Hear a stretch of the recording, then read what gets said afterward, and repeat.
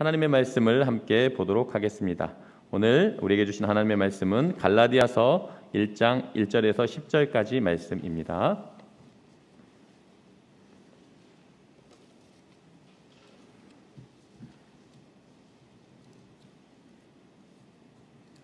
갈라디아서 1장 1절부터 10절까지 말씀, 신약성경 302페이지에 나와 있는데요. 제가 한번 봉독해 올리겠습니다. 사람들에게서 난 것도 아니요 사람으로 말미암은 것도 아니요 오직 예수 그리스도와 그를 죽은 자 가운데서 살리신 하나님 아버지로 말미암아 사도된 바울은 함께 있는 모든 형제와 더불어 갈라디아 여러 교회들에게 우리 하나님 아버지와 주 예수 그리스도로부터 은혜와 평강이 있기를 원하노라. 그리스도께서 하나님 곧 우리 아버지의 뜻을 따라 이 악한 세대에서 우리를 건지시려고 우리 죄를 대속하기 위하여 자기 몸을 주셨으니 영광이 그에게 세세토록 있을지어다. 아멘. 그리스도의 은혜로 너희를 부르신 이를 이같이 속히 떠나 다른 복음을 따르는 것을 내가 이상하게 여기노라. 다른 복음은 없나니 다만 어떤 사람들이 너희를 교란하여 그리스도의 복음을 변하게 하려 함이라. 그러나 우리나 혹은 하늘로부터 온 천사라도 우리가 너에게 전한 복음 외에 다른 복음을 전하면 저주를 받을지어다. 우리가 전에 말하였거니와 내가 지금 다시 말하노니 만일 누구든지 너희가 받은 것 외에 다른 복음을 전하면 저주를 받을지어다. 이제 내가 사람들에게 좋게 하랴 하나님께 좋게 하랴 사람들에게 기쁨을 구하랴 내가 지금까지 사람들의 기쁨을 구하였다면 그리스도의 종이 아니니라. 아멘.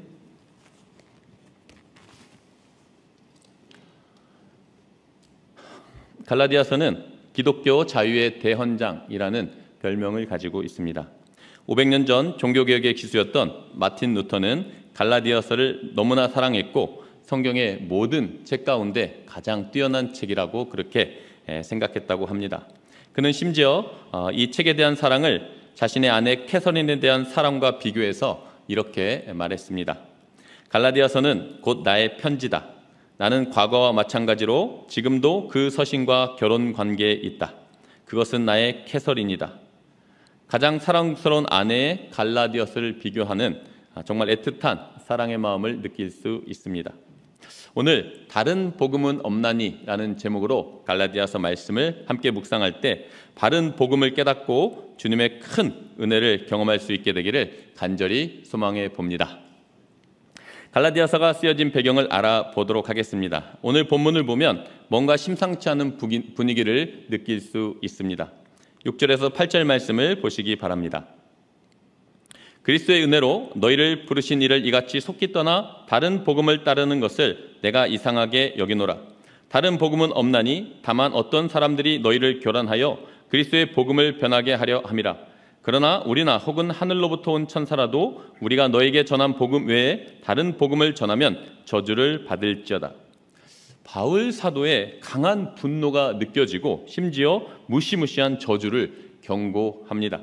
바울은 지금 다른 복음을 쫓는 갈라디아 교인들을 보면서 무척 놀라고 충격을 받고 있습니다. 6절 끝에 이상하게 여기노라 라는 말의 원어적인 뜻은 일상에서 흔히 볼 수 없는 어떤 현상을 목격했을 때 사람들이 나타내는 반응을 묘사하는 그러한 말이라고 합니다. 마태복음 8장 27절에 예수님께서 말씀 한마디로 바람과 바다를 잔잔케 하셨을 때 사람들이 크게 놀랐을 때 이 단어를 썼습니다.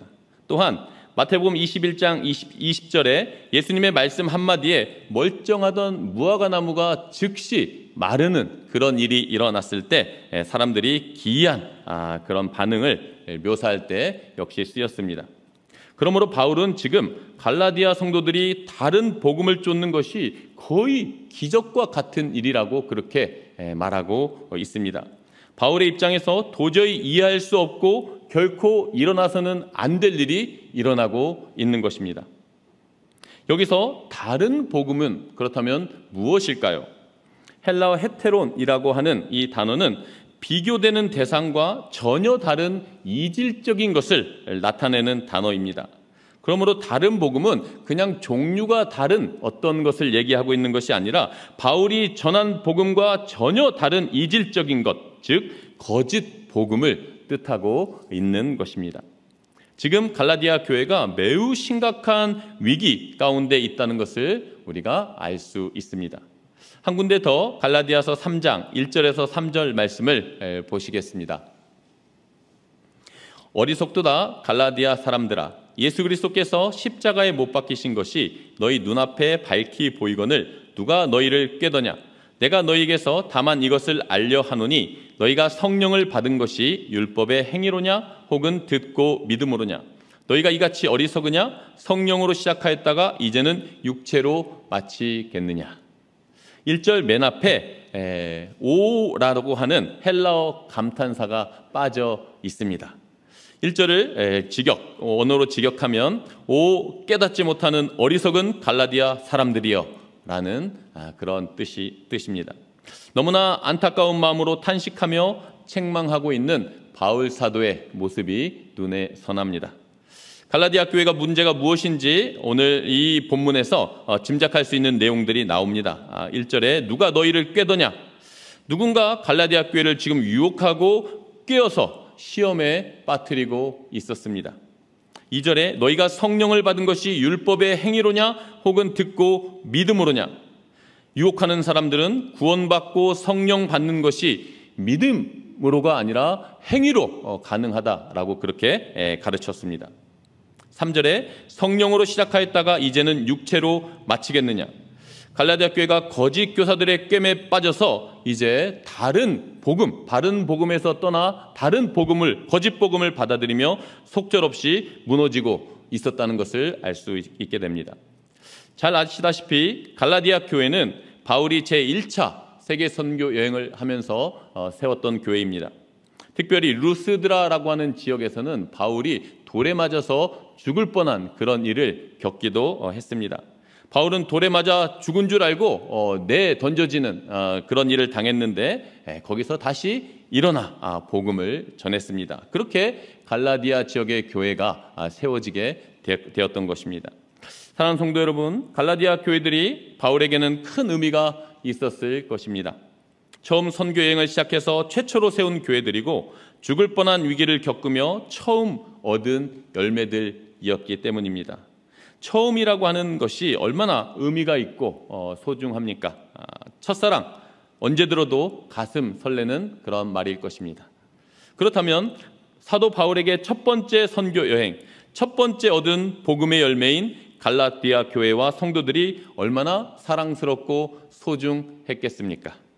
갈라디아 4장 15절에 보면 너희가 할 수만 있었더라면 너희의 눈이라도 빼어 나에게 주었으리라 라는 말씀을 볼 때 서로 간에 정말로 각별한 그러한 관계였다는 것을 알 수 있습니다. 그러한 갈라디아 교회가 거짓 교사들의 잘못된 가르침, 거짓 복음에 속절없이 넘어가고 있었으니 바울의 마음이 얼마나 안타까웠겠습니까?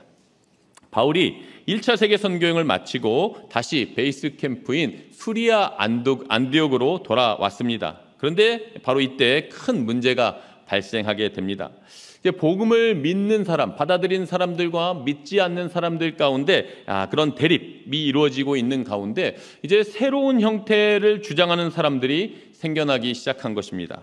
그것이 사도행전 15장에 나타나 있는데요. 1절, 2절, 5절 말씀을 우리 화면으로 보시겠습니다. 어떤 사람들이 유대로부터 내려와서 형제들을 가르치되 너희가 모세의 법대로 할례를 받지 아니하면 능히 구원을 받지 못하리라 하니 바울 및 바나바와 그들 사이에 적지 아니한 다툼과 변론이 일어난지라. 형제들이 이 문제에 대하여 바울과 바나바와 및 그 중에 몇 사람을 예루살렘에 있는 사도와 장로들에게 보내기로 작정하니라. 바리새파 중에 어떤 믿는 사람들이 일어나 말하되 이방인에게 할례를 행하고 모세의 율법을 지키라 명하는 것이 마땅하다 하니라. 5절에 바리새파 중에서 몇몇 믿는 사람들이 생겨났습니다. 대다수 유대인들이 예수 그리스도와 복음을 거부하고 있는 때였으니 몇몇의 사람들이 바리새인들이 예수님을 믿고 돌아온 것은 매우 기쁜 일이었을 것입니다. 그런데 그들의 주장을 보면 너무나 어이가 없고 한숨이 나오게 됩니다. 이방인들에게 할례를 행하고 모세의 율법을 지키라 명하는 것이 마땅하다라고 그렇게 말하고 있습니다. 자신들이 신봉하는 율법과 할례를 도저히 포기하지 못하고 예수님을 믿기만 해서는 안 되고 율법을 지키고 할례를 받아야 구원을 받는다라고 그렇게 강력하게 주장했습니다. 오늘날 우리나라식으로 비유하면 예를 들면 마치 이럴 것입니다. 유교를 극성으로 추구하던 사람들이 어느 날 기독교 복음을 접하고 예수님을 영접해서 우리가 막 기뻐했습니다. 그런데 이 유교 믿던 사람들이 믿은 후에도 계속해서 제사를 지내야 되고 그 앞에 절을 해야 된다고 강력하게, 그래야 진짜 기독교라고 강력하게 주장을 합니다. 그렇다면 이들이 과연 예수님을 정말로 믿는 것일까요? 안 믿는 것일까요? 도대체 정체를 알 수 없는 그러한 혼합주의가 탄생한 것이고, 사실상 본질적으로 말하면 예수님을 진정으로 만나지 못했다고 할 수 있을 것입니다. 조선시대 500년간 지속된 유교도 이럴진데, 이제 하물며 2000년 이상 율법과 할례를 굳건하게 지켜온 유대인들은 훨씬 더 강력한 집착과 고집을 보였습니다. 당시 대부분의 유대인들은 아주 배타적인 선민 사상과 율법주의에 빠져 있었던 것입니다. 이 문제와 다툼을 해결하기 위해서 제1차 예루살렘 총회가 이제 최초의 공회의가 열린 것을 보면 당시의 심각성과 위기 상황을 우리가 짐작할 수 있겠습니다. 이것이 바로 사도 바울이 갈라디아서를 쓰게 된 이유였습니다. 세속적이고 혼합적인 잘못된 가르침, 거짓 복음이 유행하면서 예수 그리스도의 복음이 흔들리고 있었습니다. 이제 막 새롭게 탄생한 기독교 교회가 이제 큰 다툼과 변론이 일어나고 위협을 받고 있었습니다. 대적자들은 바울을 향해 심지어 사도가 아니다라는 거짓 주장까지 마구 퍼뜨렸습니다. 거짓 교사들의 주장을 쉽게 풀어서 요약해보면 다음과 같습니다. 이럴 것 같습니다. 어떻게 예수님의 십자가를 믿기만 한다고 해서 구원을 받을 수 있겠는가? 그래도 율법을 행하고 최소한 할례 받는 정도의 수고와 대가는 치러야 하지 않겠어? 바울이라는 사람도 참 그렇지. 12사도도 아니면서 사도 행세를 하고 인기 영합성 가짜 복음을 선포하면 어쩌자는 것인가? 율법을 안 지켜도 되고 할례도 안 받아도 된다고 하면 이방인들이야 좋아하면서 반기겠지만, 그럼 하나님의 선민인 우리 유대인들의 소중한 율법과 전통들은 다 필요 없다라는 그런 헛소리잖아 라고 하는 그런 생각들을 가지고 있었던 것입니다. 예수님을 믿는 것 좋지만 율법을 지키고 할례를 받아야 구원을 얻는다는 거짓 가르침에 갈라디아 교인들이 속아 넘어가고 있었습니다. 사람들이 이렇게 값없이 은혜로 공짜로 구원을 얻을 수 있다라고 하는 그러한 복음보다는 오히려 자신들이 무엇이라도 최소한이라도 기꺼이 공헌을 하고 기여를 하고 그 얻을 만한 무언가를 보일 때 구원을 얻는다라고 하는 것이 훨씬 이성적으로 그들에게 인간적으로 다가오고 받아들여지는 것입니다. 사탄의 유혹과 거짓 복음에 빠져서 속히 망하는 길로 그렇게 무너지고 있었던 것입니다. 이 소식을 들은 사도 바울이 불붙는 그런 마음으로 붓을 들어 편지를 썼으니 그것이 바로 오늘 우리가 읽은 갈라디아서입니다. 사도 바울의 심정이 과연 어떠했을까요? 갈라디아서 처음 시작을 보면 사도 바울의 심정이 얼마나 급박했는지 우리가 짐작할 수 있는데요.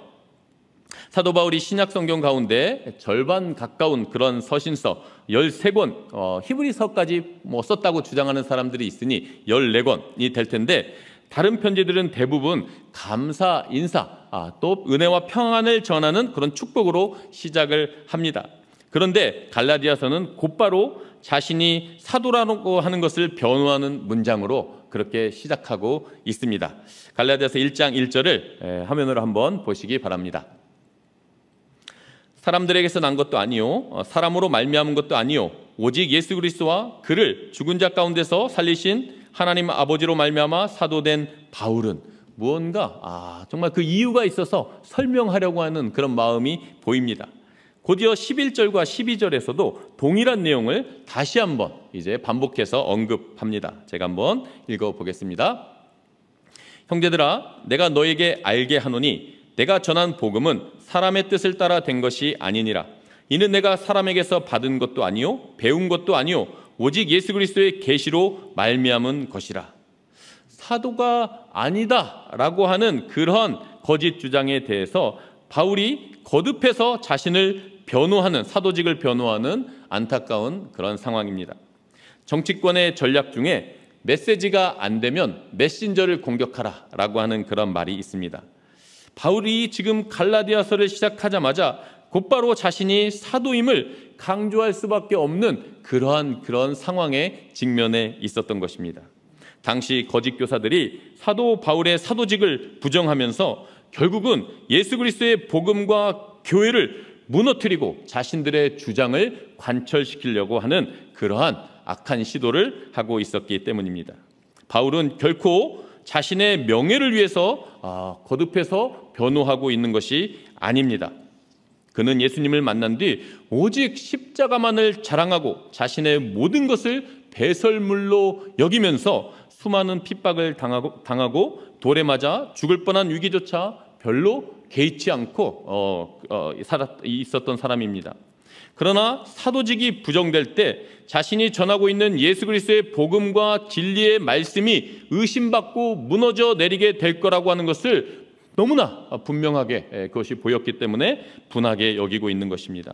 하나님의 나라와 복음을 위한 거룩한 분노를 지금 담고 있습니다. 누구보다도 하나님께서 이러한 현실에 대해서 진실로 가슴 아파하시면서 안타까운 심정으로 이 편지를 쓰게 하셨다고 생각합니다. 사랑하는 여러분, 사람들은 왜 이렇게 달콤한 솜사탕처럼 들리는 거짓된 가르침에 쉽게 그렇게 유혹되고 빠져들까요? 갈라디아서를 해설하는 책에서 다음과 같은 글을 보았습니다. 한번 보시기 바랍니다.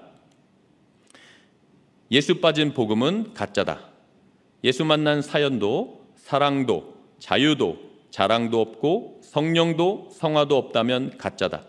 죄, 자아, 세상에 대해 죽지 않았다면 그 신앙도 가짜다.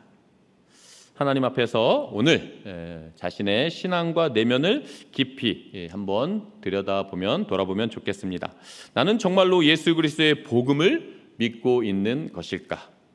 나에게 예수님을 만난 가슴 절절한 사연과 감격과 변화가 진정으로 있는가? 과연 나는 죄와 자아와 세상에 대하여 죽고 십자가와 부활과 영생에 대하여 생생하게 살아있는 자가 정말로 맞는가? 그렇다면 예라고 대답한다면 우리 역시 갈라디아서 2장 20절에 나오는 그런 고백을 할 수 있을 것입니다. 우리 한번 갈라디아서 2장 20절 우리의 마음의 고백을 담아서 함께 읽겠습니다. 시작. 내가 그리스도와 함께 십자가에 못 박혔나니 그런즉 이제는 내가 사는 것이 아니요 오직 내 안에 그리스도께서 사시는 것이라. 이제 내가 육체 가운데 사는 것은 나를 사랑하사 나를 위하여 자기 자신을 버리신 하나님의 아들을 믿는 믿음 안에서 사는 것이라. 사도 바울은 눈물 뿌리는 심정으로 결코 다른 복음은 없다고 말합니다. 오직 예수 그리스도의 복음만이 유일한 진리라고 강력하게 선포하고 있습니다. 예수 그리스도의 십자가를 통해서만 우리가 그토록 간절히 원하는 구원과 영생과 천국을 선물로 얻게 된다는 것을 강조합니다. 사도행전 4장 12절은 이러한 복음을 이렇게 선언하고 있습니다. 우리 다시 한번 큰 목소리로 읽어보겠습니다. 시작. 다른 이로서는 구원을 받을 수 없나니 천하 사람 중에 구원을 받을 만한 다른 이름을 우리에게 주신 일이 없음이라 하였더라. 어떤 목사님께서 이 대목을 이렇게 설명하면서 이렇게 소중한 부모님이 한 분이시라고 하는 것이 너무나 당연하지 않습니까? 또 나의 사랑하는 남편과 아내가 많아야 될까요? 한 명이면 될까요? 단 한 명이면 되는 것이죠. 진짜 사랑이라고 하는 것이 정말 이 소중한 부모님이 한 분이시고 나의 사랑하는 남편과 아내가 단 한 명이면 충분한데 우리는 복음에 대해서는, 구원에 대해서는 그것이 많이 있으면 좋을 것 같다라고 하는 그런 생각들의 은연중에 빠져들게 되고, 정말 이 모든, 그래서 종교 간에 어떤 그런 그것을 하려고 하는 그런 사람들도 생겨나고 있는 것을 볼 때, 이런 사람들은 정말 사랑이라는 것이 무엇인지 모르는 사람들이다라고 하는 그런 설명을 하는데, 저도 굉장히 이렇게 큰 은혜를 이렇게 받았던 적이 있습니다. 우리에게는 당연히 하나님 한 분 하나님이 계시고, 오직 예수 그리스도의 십자가만이 진짜 복음이다라고 하는 것을 우리 마음속에 확신할 수 있었으면 좋겠습니다. 사랑하는 여러분, 오직 한 분 예수 그리스도만이 하나님의 아들이시요 유일한 구원자이십니다. 다른 이로서는 구원을 받을 수 없고, 다른 복음과 다른 방법은 결코 없습니다. 죄인들을 위해 피 흘려 죽으신 예수 그리스도의 십자가 복음만이 저와 여러분을 살리는 진짜 복음인 것을 확실히 믿으시기 바랍니다. 이 말씀을 적용하면서 과연 그렇다면 오늘 우리 시대에는 어떤 다른 복음, 거짓 복음이 있을까 생각해 보았습니다. 오늘 이 시대에는 기복신앙과 번영신학이라고 하는 다른 복음이 매우 성행하고 있습니다. 그러나 이런 것들은 이미 많은 분들이 알고 있고 또 보고 있고 듣고 있고, 어쩌면 너무 뻔히 보이는 것이기 때문에 우리가 잘 알아차릴 수 있고 또 깨달을 수 있습니다. 그러나 진짜 문제는 아주 교묘하게 우리를 유혹하는 거짓 가르침일 때 우리가 이것에 알게 모르게 속게 되는 그런 현상이 일어나는데, 지금 많은 한국교회 성도들이 속고 있는 것 같아 목회자로서 참 마음이 아픈 것은 바로 신율법주의라고 하는 그러한 무서운 함정입니다. 오늘 본문에서 우리가 살펴보았는데요, 구약시대 그리고 갈라디아 초대교회 역시 율법주의가 성행했습니다. 중세 기독교 역시 인간의 행위를 통해서 구원을 얻으려고 하는 끊임없는 그런 거짓 복음에 빠져 있었습니다. 그러다가 종교개혁에 의해서 오직 믿음으로 의롭게 여김을 받는다는 이신칭의의 참된 복음이 회복되었던 것을 아실 것입니다. 그러므로 종교개혁의 깃발 아래 탄생된 우리 개신교 교회들은 오직 믿음으로 구원받는다는 것에서는 우리 모두 다 동의하고 거의 일치하고 흔들리지 않습니다. 그러나 문제는 구원 이후에 이제 다시 인간의 행위와 율법으로 돌아가려고 하는 죄성과 연약함을 보이며 실패하고 있다는 것입니다.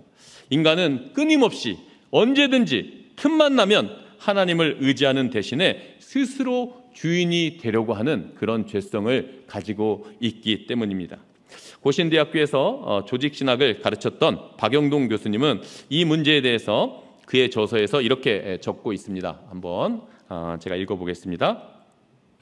많은 교인들은 하나님의 무조건적인 은혜로 의롭다함을 받아놓고는 이제 하나님의 사랑과 은혜를 지속적으로 누리는 것은 자신들이 얼마나 신앙생활을 잘하는가에 달려있다는 생각에 사로잡힌다. 그들은 거의 무의식적으로 하나님의 사랑을 자신의 경건에 어느 정도 근거하는 조건부 사랑의 형태로 바꾸어 버리고는 그 사랑을 얻기 위해 무엇인가 공헌해야 한다는 강박관념에 쫓기며 경건의 노력에 심혈을 기울인다.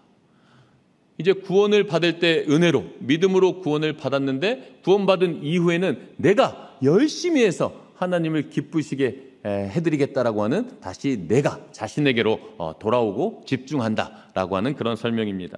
한 군데만 더 읽어보겠습니다. 오늘날 강단에서 전파되는 성화에 관한 설교들은 온통 신자의 책임과 사명 그리고 열심을 고취시키는 윤리적인 지침과 권면으로 가득하다. 하지만 예수님과 그의 십자가에 대해 그리고 예수 안에 주어진 은혜의 풍성과 영광에 대해서는 좀처럼 들을 수 없다. 칭의뿐 아니라 성화에 관해서도 우리는 예수와 그의 십자가를 전해야 한다. 예수보다 윤리를 더 전하려는 유혹에서 벗어나야 한다. 그 어떤 것도 우리의 설교에 예수보다 더 우선적인 것이 되어서는 안 된다. 이제 은혜로 이제 구원을 받았으니까 이제는 이거 하셔야 됩니다. 저거 하셔야 됩니다. 이제는 이거 하시면 안 됩니다. 저거 하시면 안 됩니다. 라고 하는 그렇게 인간의 행위의 도덕과 윤리의 선행에 포커스와 초점을 맞추는 그런 형태로 변질될 수 있다라고 하는 그런 설명입니다. 이해가 되시는지 모르겠는데요. 19세기 설교의 황태자라고 불렸던 찰스 스펄전도 이런 경고를 하고 있는데 한번 들어보시기 바랍니다. 당신은 죄사함을 위해서는 예수께 나아가면서 이후 죄와 싸울 수 있는 능력을 위해서는 율법으로 다시 돌아갑니까? 당신은 그다지도 어리석은가요? 죄사함을 위해서는, 구원을 위해서는 예수님께 나아가고 예수님을 의지하고 믿음으로 그것을 얻게 되는데, 이후에 죄와 싸울 수 있는 그 승리하는 삶을 위해서는 자신의 열심과 노력과 방법으로 그것을 얻으려고, 승리하려고 하는 그런 시도를 한다는 그런 지적입니다. 이제 말씀을 맺고 정리하겠습니다. 오늘날 가장 강력한 다른 복음, 거짓 복음은 구원 이유를 공격하고 있다라고 그렇게 생각해 봅니다. 사탄은 구원받은 성도들을 공략하여 무너뜨리기 위해서 신율법주의를, 또 다른 많은 공격들이 있을 테지만 가장 교묘하게 우리도 너무나 선한 의도와 목적을 동기를 가지고 있음에도 우리가 속기 쉬운 그런 신율법주의를 사용하고 있습니다. 오직 예수님을 믿음으로 구원받는다고 하면서 구원받은 이후에는 다시 자신의 열심과 노력과 행위로 하나님을 기쁘시게 해야 한다라고 다시 돌아가 버리는 것입니다. 구원은 믿음으로 받지만 상급과 축복은 행위로 받는다라는 그러한 미명하에 끊임없이 인간의 열심과 노력을 그렇게 강조하고 부추기면서 교회를 하면서 지치고 탈진하는 그런 성도님들을 많이 보게 되는 그런 이유도 여기에 있다라고 생각을 합니다. 이것이 바로 21세기 현대판 다른 복음, 거짓 복음입니다. 구원받은 이후에 하나님을 기쁘시게 한다는 명목으로, 또는 더 많은 상급과 축복을 받고 싶은 일념으로 다시 스스로 주인이 되고 스스로 왕이 되려고 그렇게 시도하는 것입니다. 신앙생활은 처음부터 끝까지 오직 하나님의 은혜로 가능하다는 진리에서 떠나게 되는 것입니다. 우리가 구원받을 때뿐만 아니라 구원받은 이후에도 우리는 여전히 하나님의 은혜와 사랑으로, 우리의 믿음으로 승리할 수 있다라고 하는 것을 우리가 놓치고 실패하게 되는 것입니다. 이제 마지막으로 요한계시록 21장 6절 말씀을 한번 같이 읽어보겠습니다. 시작. 또 내게 말씀하시되 이루었도다. 나는 알파와 오메가요 처음과 마지막이라. 내가 생명수 샘물을 목마른 자에게 값없이 주리니. 사랑하는 성도 여러분, 다른 복음은 결코 없습니다. 오직 예수 그리스도의 십자가 복음을 붙드시기 바랍니다.